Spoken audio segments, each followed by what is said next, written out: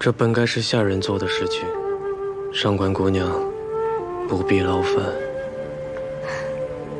阙公子怎么知道是我？每个人的脚步节奏、轻重缓急、气味、呼吸都不相同。你应该也训练过吧？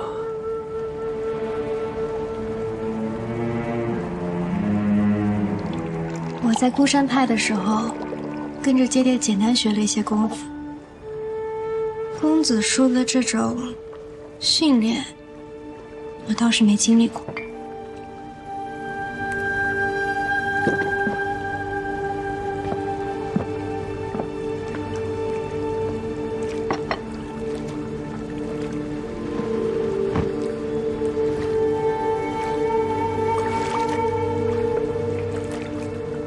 身子都痊愈了吗？伤口好像都好了，疤痕也没怎么留。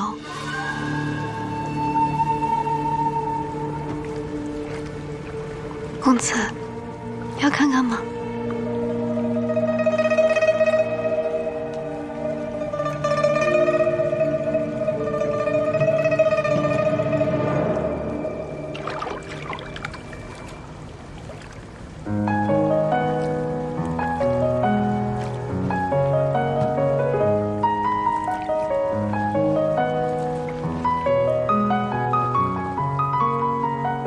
不打扰公子雅兴了。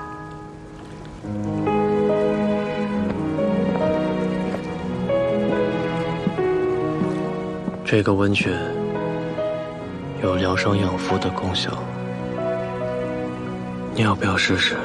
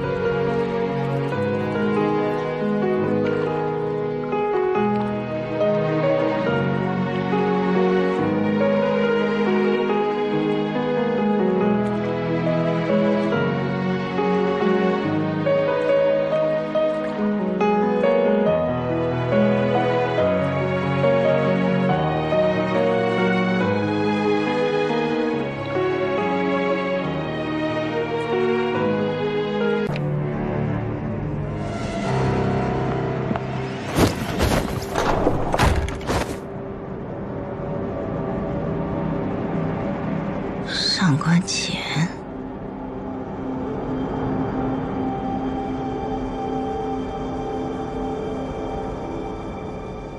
你果真是无名，你眼看宫上却怀疑了你，生怕他步步紧逼，于是自残身体，打算用苦肉计洗脱无名嫌疑。你很聪明。聪明？我觉得蠢透了。无风后辈现在都这么狂妄吗？你来的刚好，我正好缺一个替罪羔羊。太冒险了，若是你我都暴露，就是两败俱伤。若你我都暴露了，他们是会信我一个10几年来都循规蹈矩的夫人，还是信你刚入宫门形迹可疑的新娘？他们没有证据奈我不何，你倒是应该好好想想被怀疑之后如何自保吧。你以为我没有脱身之计吗？不过吴峰前辈的作风我算是领教到了，为了自保牺牲同门，我真够狠。那只能怪吴峰的后辈一代比一代无用。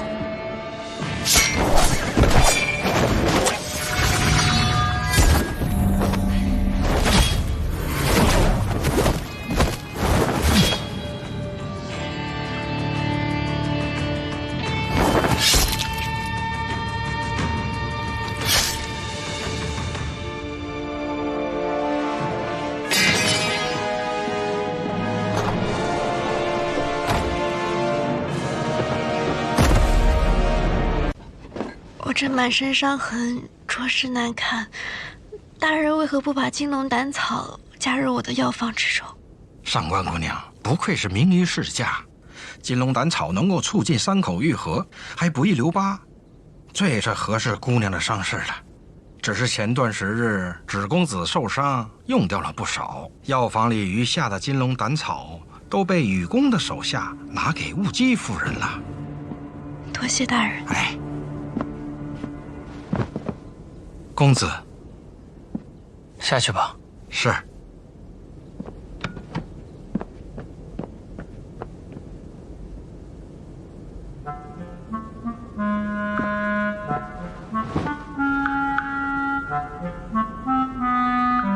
怎么，这么着急去吧？是担心被我哥嫌弃吗？绝公子可不是以貌取人的肤浅之人。那我哥喜欢你什么？知书达理吗？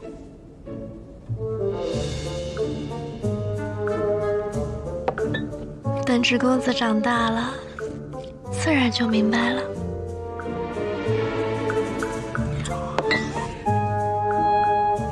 还有，芷公子怎么这么好心，把药方里的金龙胆草都给了雾姬夫人？雨公有令，谁敢不从？那可是执刃大人。你可从来没服过这个执刃大人。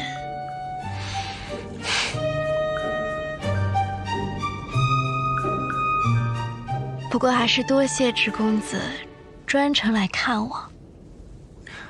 我是来告诉你，这几天我哥不在，你好好养伤，不要乱跑。芷公子去哪儿了？后山。后山？宫门还有后山？一个外人，打听这么多干什么？走了。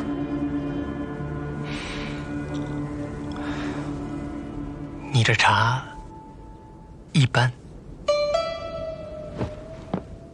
你哥选的。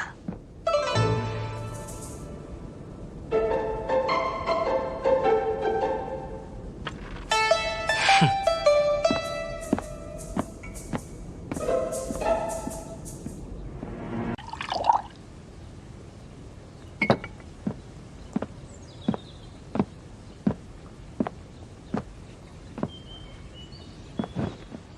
元直少爷身上这么重的晨露，又去侍弄花草啦？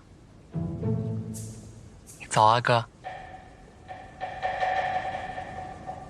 是什么奇花异草，值得少爷亲自去照看？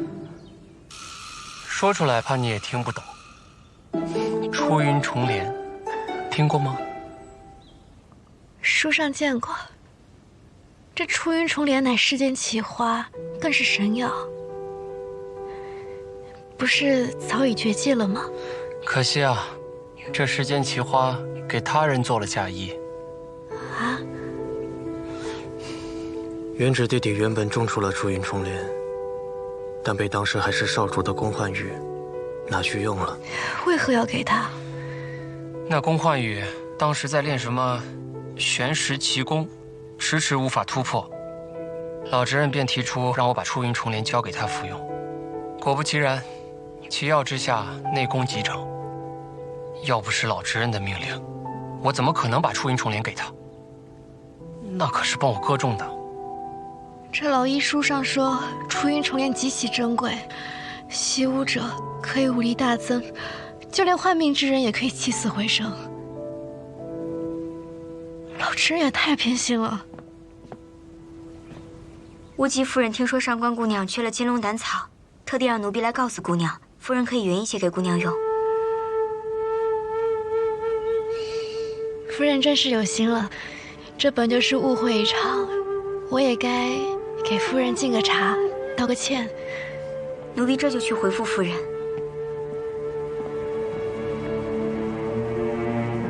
我想去吧。好。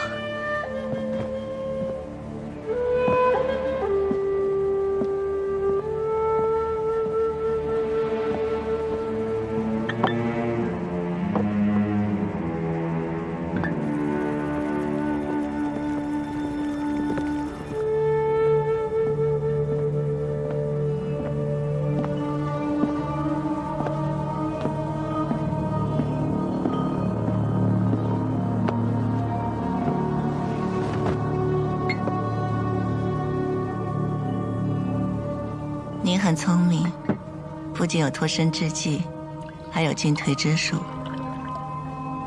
知道什么该说，什么不该说。为前辈吃点苦，背点锅，是应该的，好过两败俱伤。不过，你想说什么？无名成功潜伏这么多年，为何突然激进行动？你是问无名，还是问我？别言了。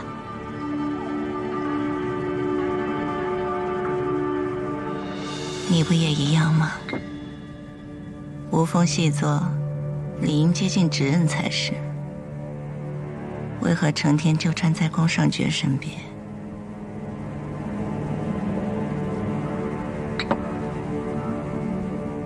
难道公子羽身边另有其人？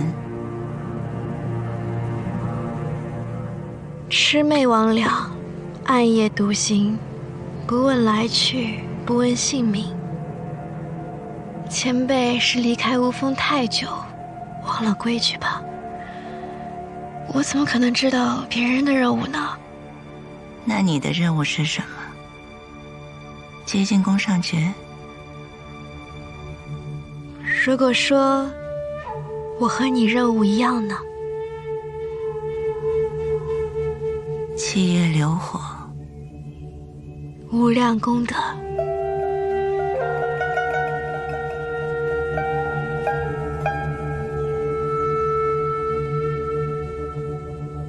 这些金龙胆草你先用着，如果日后有需要，随时来找我。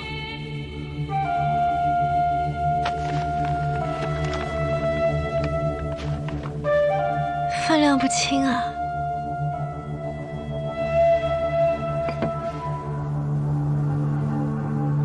誓言草，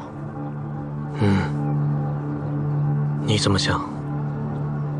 配药解毒，岳长老不在我之下。如果是他亲自配制，应该可信。但我不信云为山没问题。我也不信。但岳长老没有必要帮一个无风刺客隐瞒身份。那甲管是儿子的病，岳长老怎么说？岳长老答应去查。不过什么？哥，没什么。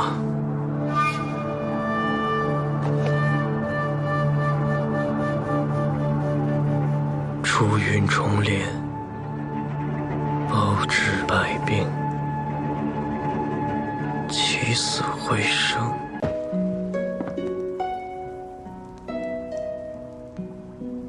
金龙胆草够用吗？够的。乌姬夫人给了好多，怕留了疤痕，却公子不喜欢。你可以直接问我要，一味药材而已，没有必要委曲求全去道歉。没有委曲求全。是吗？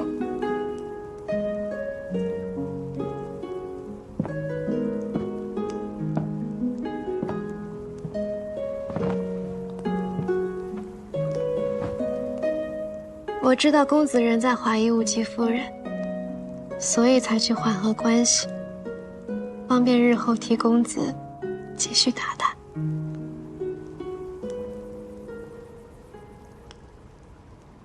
是替我，还是替你自己？替你，也就是替我。和公子不分彼此，我们的目标都是无名，更应该同心协力才是。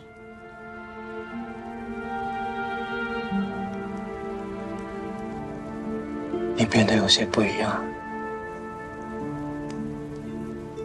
也许这就是真正的我。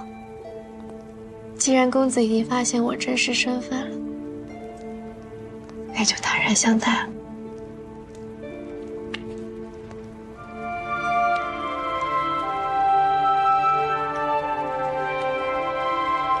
公子可喜欢？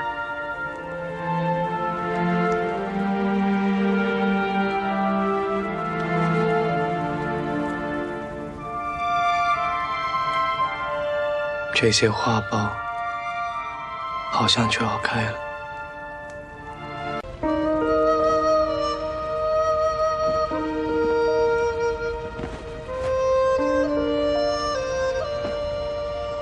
醒了？怎么不叫我？这月宫潮气重，树叶又凉，你小心，别受风寒。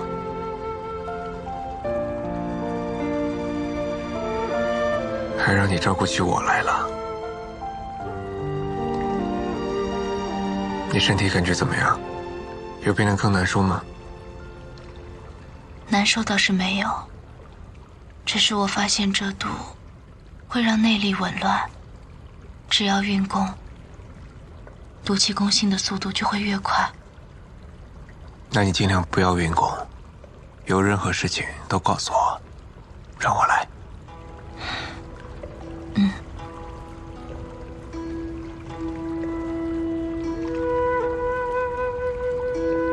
对了，你现在身体感觉到最明显的症状是什么？是灼烧之热，还是刺骨之寒？是冷，四肢最为明显，类似赤脚站在冰上发麻的刺痛感。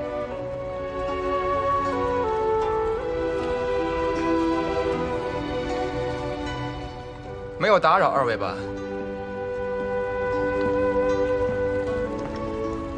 把这盖上。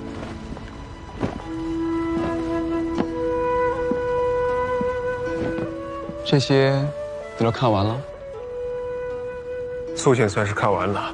哦，有收获吗10月的特性，我已经查明白了。这本典籍之中，记录了一种毒药，其症状以月相时辰为始末，周期变化，以半月为期，损益现象层层递增。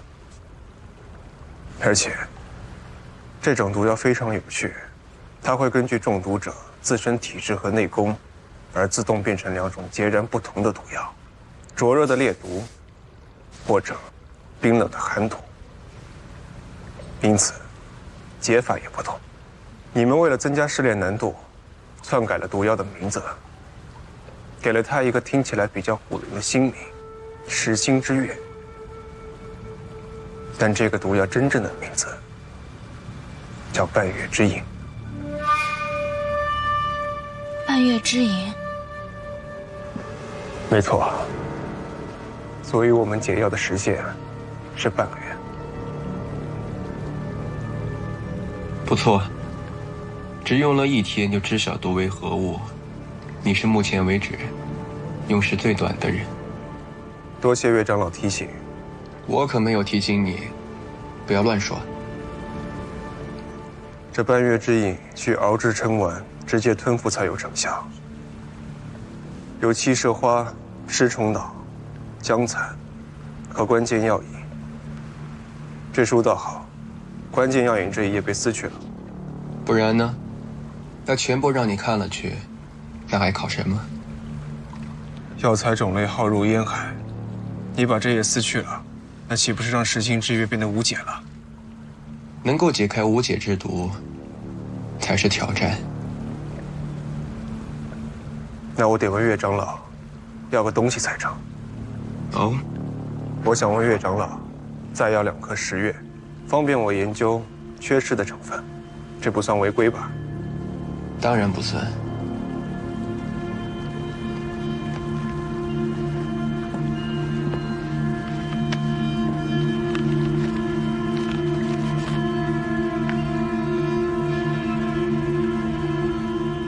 风蜡。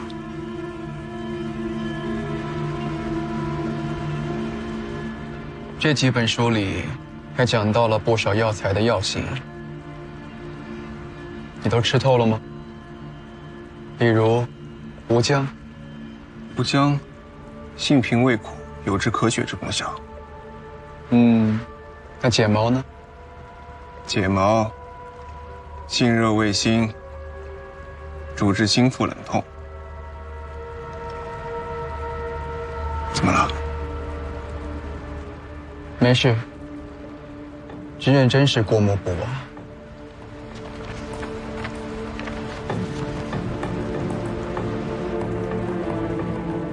尸虫脑为剧毒，会造成内力乱行，武功尽废。待血毒到达心脉后，就会暴毙而亡。姜蚕服用后会气血不顺、呼吸不畅、通体发寒，气舌化则会导致心腹绞痛。这些症状我都出现了。那被撕掉的最后一味药引，会是什么呢？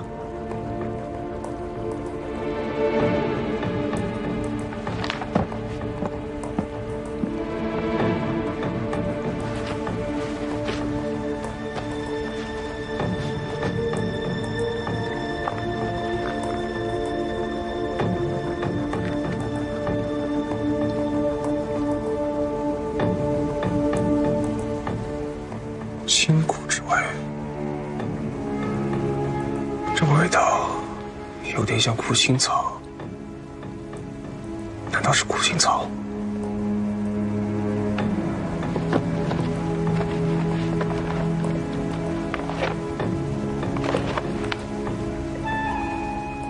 苦心草毒性微弱，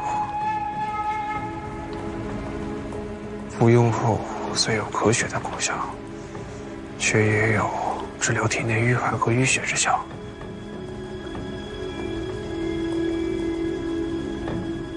10月即味毒药，应该不会含有解药类的草药，我也没有咳血的症状啊。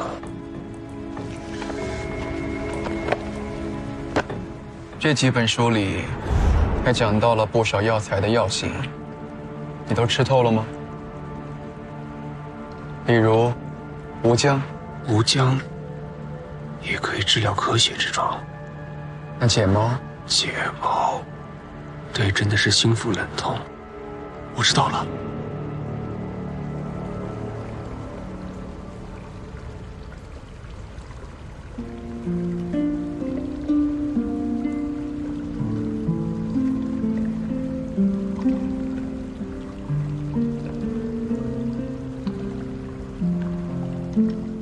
可是，这最后一味关键药引究竟是什么呢？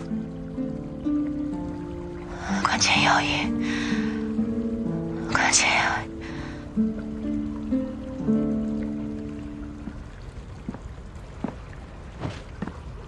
阿云，你说什么？关键药引，关键药引是虫卵，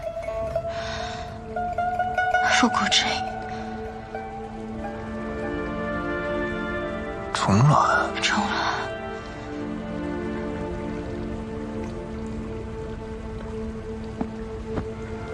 虫卵。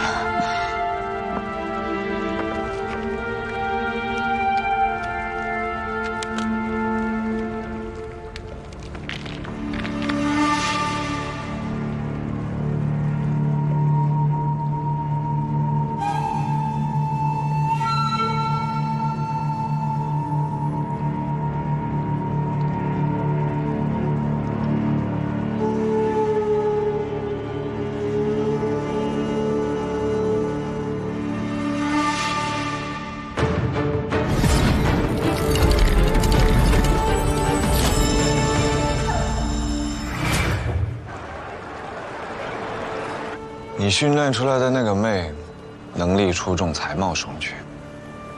可惜啊，连个消息都送不出来。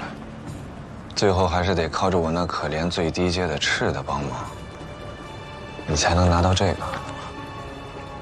游戏才刚开始，时间长了，你急什么？这是什么？公园纸暗器藏片的样本和构造图纸。不攻不破，不惊不喜。你那神通广大的智给你送来的什么？你不用知道。不公平，你都知道我的了。谁让你的手下技不如人呢？下次，如果他帮忙带出东西，你就知道我拿的是什么宝贝了。你这么逗弄其他海亚大人，不好吧？无所谓。对了，紫衣姑娘，你楼下多了2条狗，好像会咬人呢。那是宫门的御阶侍卫，乔装成仆人来盯梢的，早就发现了。那你还留着他们？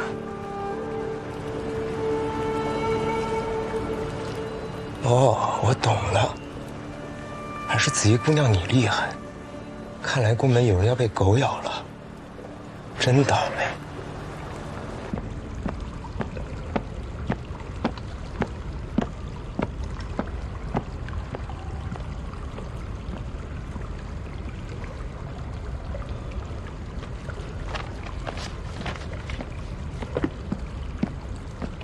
雨公子，松兰花、芝山龟、迎香附、解毛、吴姜，照这个方子去拿药材。是。啊，对了，我还需要一些寒刀石。啊？是月宫里蚊虫鼠蚁太多吗？要不要帮公子换新的被褥？你还懂医术啊？知道寒刀石可以驱虫。月宫的人多少都懂一些吧，让大人见笑了。我取药去了。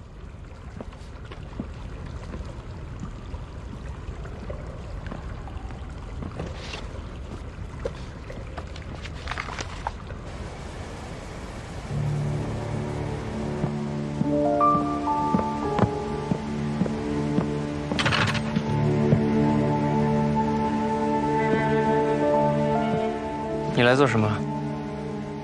替雾姬夫人取药。为何不让下人来取？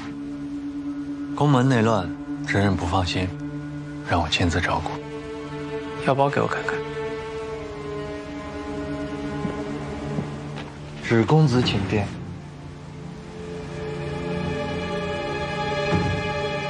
不用了。多谢指公子。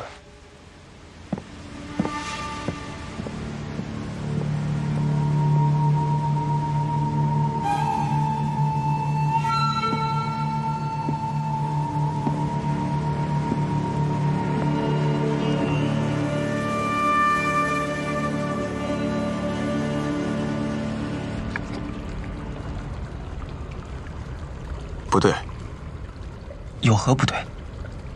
这是胆木，不是吴姜。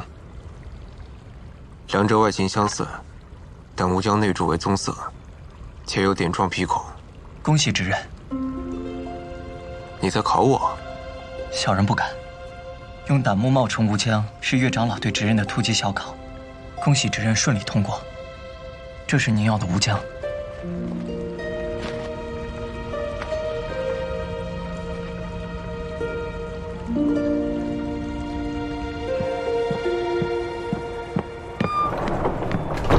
雾姬夫人喝完药了吗？你查的怎么样？根据医馆的出诊记录，2年间并没有大夫去过山谷出诊。那这个邻居为什么要撒谎呢？也可能是出诊记录被修改了。线索又断了。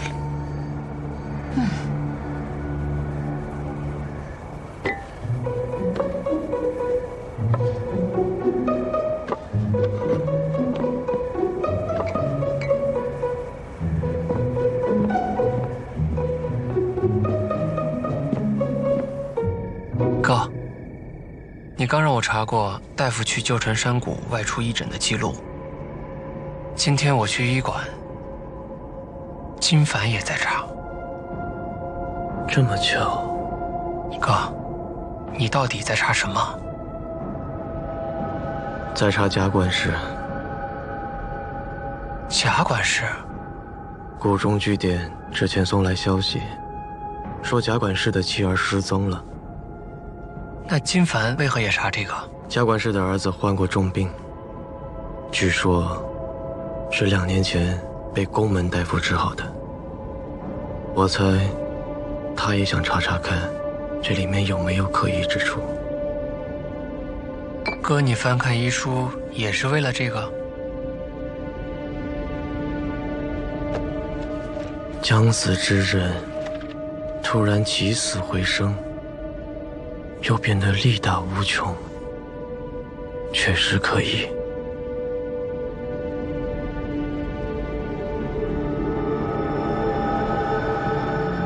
想到什么了？没啥，我刚想多了。不可能的是，治病只能对症解除病灶而已，不会突然力大无穷的。那都是民间传说中的话本。看来有必要找个时间去后山问问岳长老了。哥，你去后山可以顺便打探一下公子与闯第2狱的进度。打探不打探，都改变不了结果。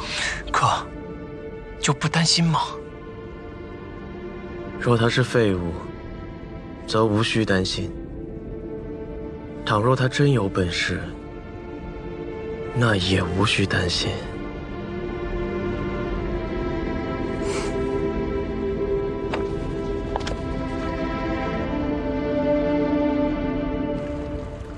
松兰花、芝山龟、迎香附、解毛、吴姜，半熟之水熬制，这是做药饮。哦，等等，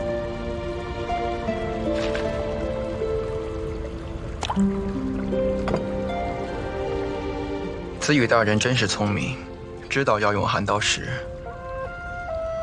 你是怎么猜到药丸里面有虫卵的？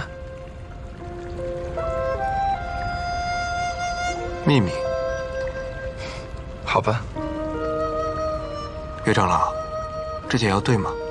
我过关了吗？对与不对，服下便知。还得服下？这是当然。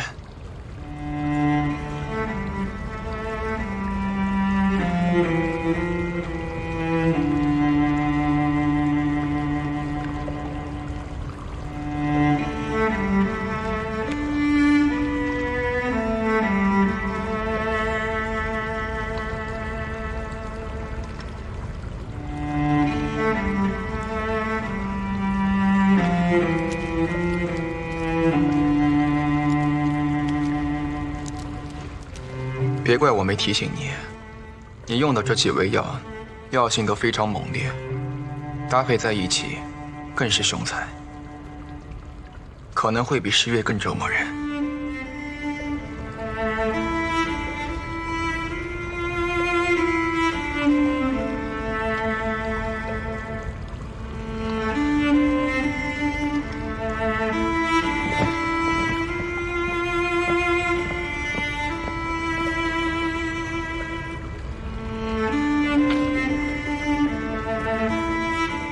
岳长老，我还有一个问题想问你：在服用百草萃的情况之下，若是再吃了10月，还会中毒吗？百草萃对10月无效，你若是吃了10月，也一样会中毒。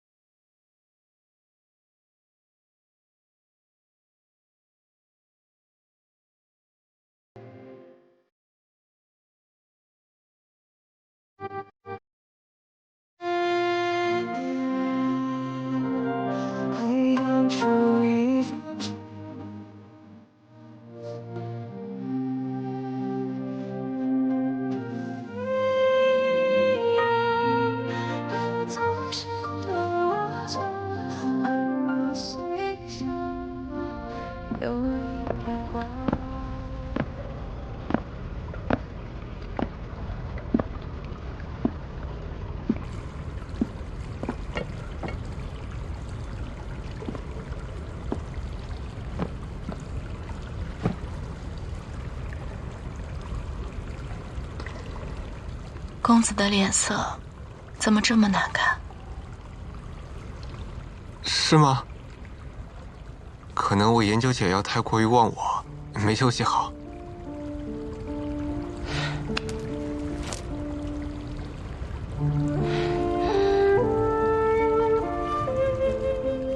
为什么要骗我？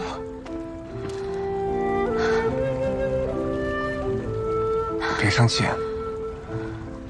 我只是为了尽快通过钓鱼试炼。毕竟，只有了解到最真实、最直接的中毒感受，才可以尽快研制出解药。我什么都……你还在撒谎！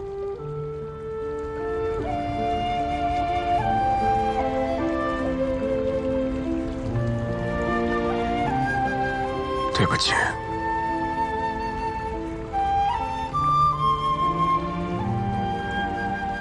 值得吗？当然值得。你是我最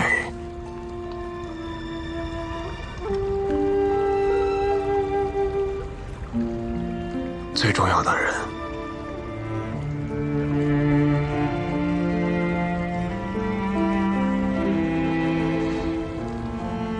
以后不准再骗我。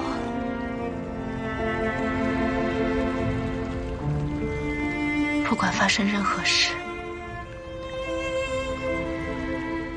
我们一起商量，一起决定，不要再一个人逞强了，好吗？我以后不会再骗你了。就算做了错事，做了傻事，你可以打我，可以骂我，甚至可以用刀杀我，但是我绝对不会再骗你了。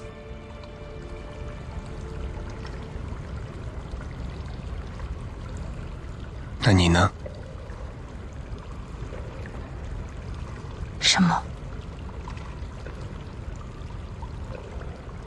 你会骗我吗？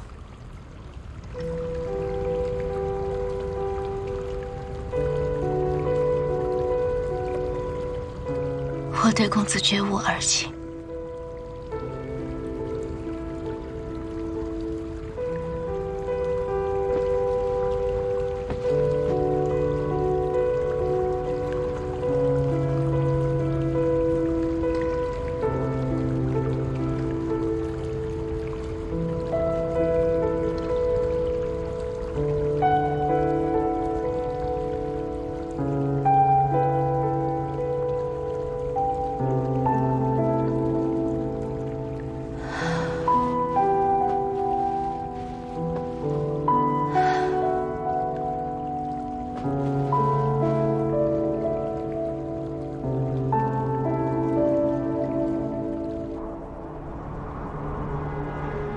这是宫门内的赤阶和媚阶刚刚传出的信息。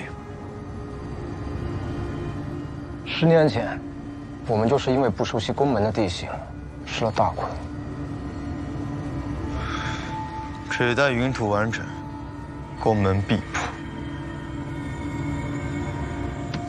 宫门的暗器果然独步天下，公研指的专属暗器更是另辟蹊径，精妙绝伦。现在我们虽然有了图纸，但要锻造出样品，尚需时。那暗器上测有4种气度，每种皆是世间罕见。目前已经解出3种，还有最后1种，相信也快了。那公研指废了。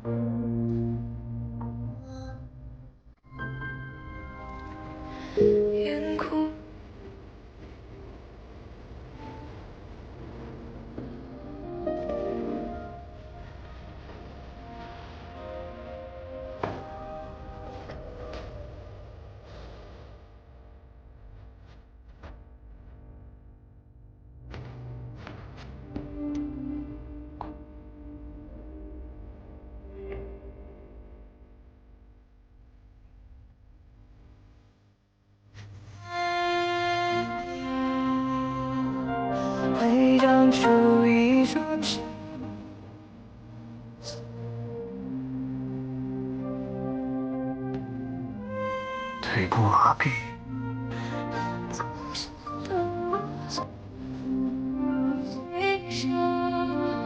有一点光，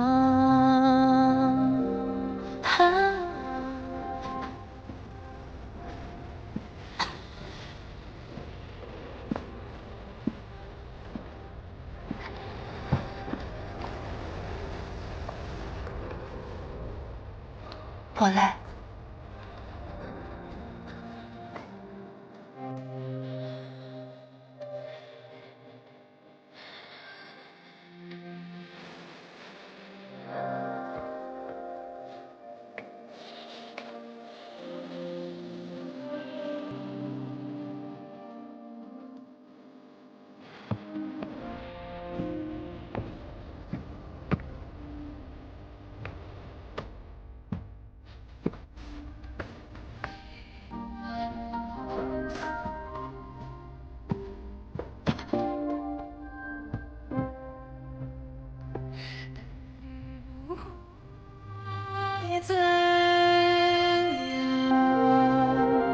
会长出一双翅膀掠过了山。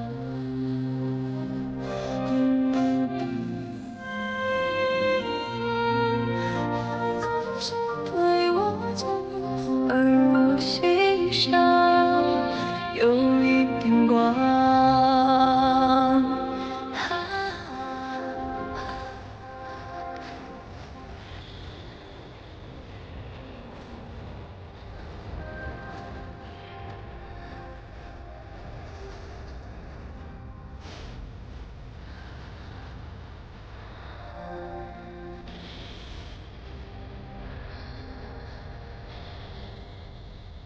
公子羽这个人，心软、多情，还是统领整个宫门的职人。你要是个寻常女子，能嫁给他，多幸福啊！你说是吧？我要说什么？还是你想听什么？我想听你的心里话。一个位高权重、年轻英俊，我这颗炽热的心，对你嘘寒问暖，用心良苦，你会不会因此动情啊？吴峰只训练我们如何动手，从没教我们如何动情。动情不用教，也教不会。那就是不会。这样就好。一个细作，若是爱上了他的目标，下场真的会很惨。我还记得，吴峰以前有一个痴情的傻刺客，简直可以用“不得好死”来形容。你知道身为女细作最致命的弱点是什么吗？与男子力量的悬殊。不是，不是武功，也不是意志和恐惧，而是这里，细作最忌讳的就是动心。世间女子向来都比男子痴情。不要动心，这是我对你的忠告。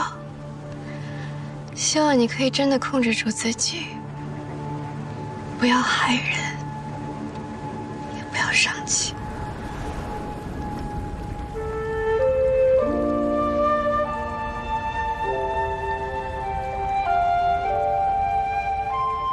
我只希望云姑娘日后不要辜负芷然，她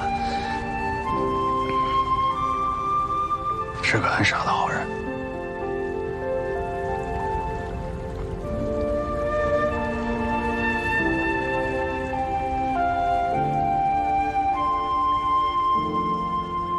以后都不会让你吃苦的。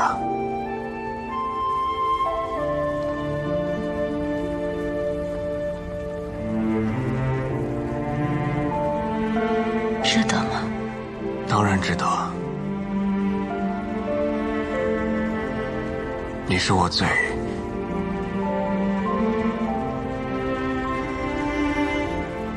重要的人。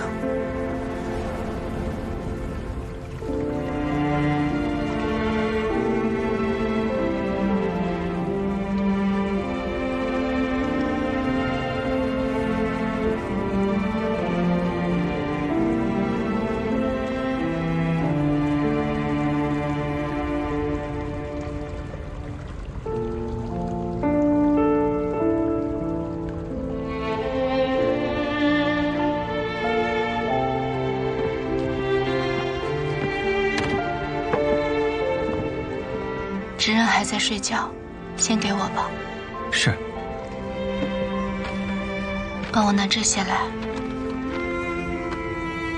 莫汉莲、女贞子、寒水石，云姑娘，这些都是大寒之物，你中的就是寒毒，可不能吃这些。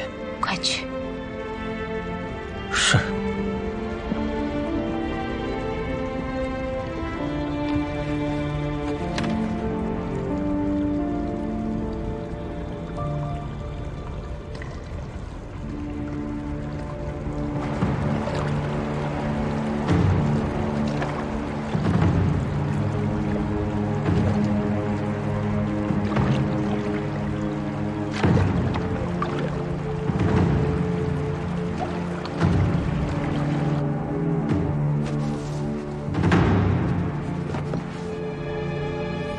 姑娘的伤势已经没有什么大碍了，再服几副药，消肿化瘀就好了。我这满身伤痕，着实难看。大人为何不把金龙胆草加入我的药方之中？上官姑娘不愧是名医世家，金龙胆草能够促进伤口愈合，还不易留疤，最是合适姑娘的伤势了。只是前段时日芷公子受伤，用掉了不少，药房里余下的金龙胆草都被雨公的手下拿给雾姬夫人了。多谢大人。哎，公子，下去吧。是。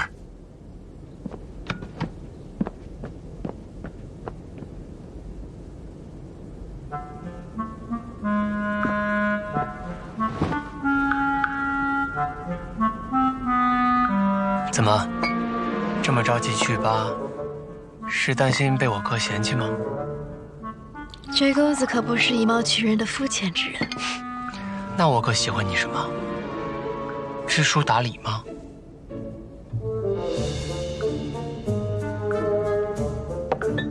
等芷公子长大了，自然就明白了。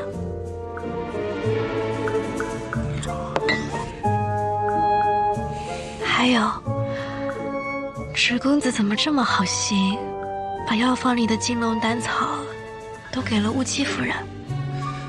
雨公有令，谁敢不从？那可是执刃大人。你可从来没服过这个执刃大人。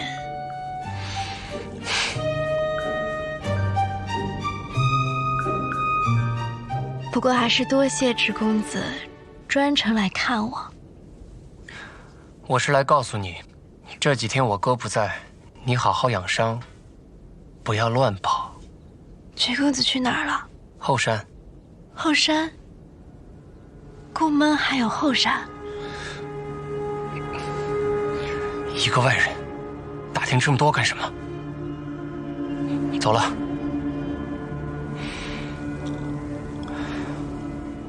你这茶一般。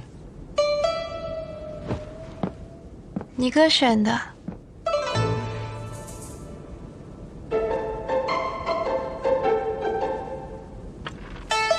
哼。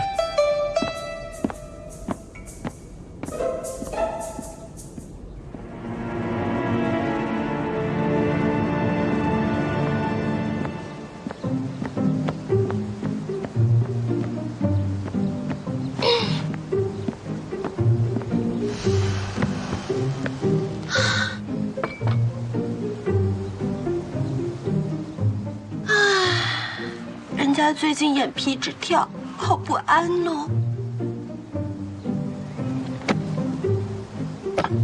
大边，老话说，左眼跳财，右眼跳灾。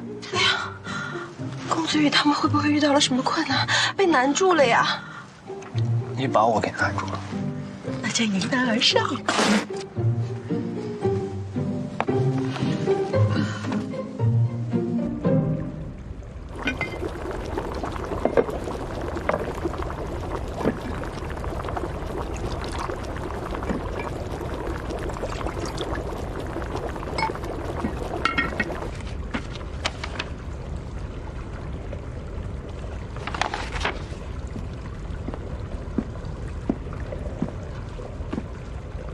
来，这什么药方？我在那边的医书上看到的。虽然解不了实心之约，但可以大大降低你被热毒折磨的痛苦。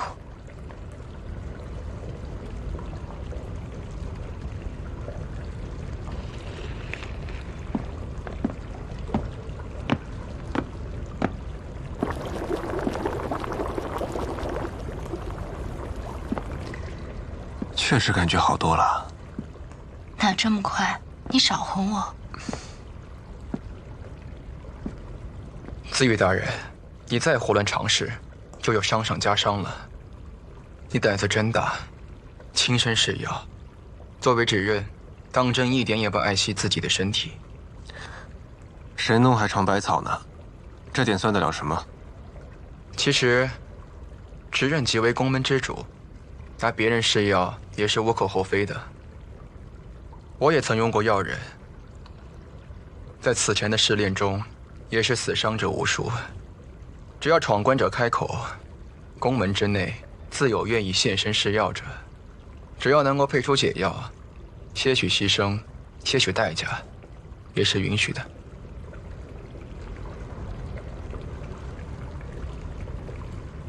我不想拿无辜的人替我试药。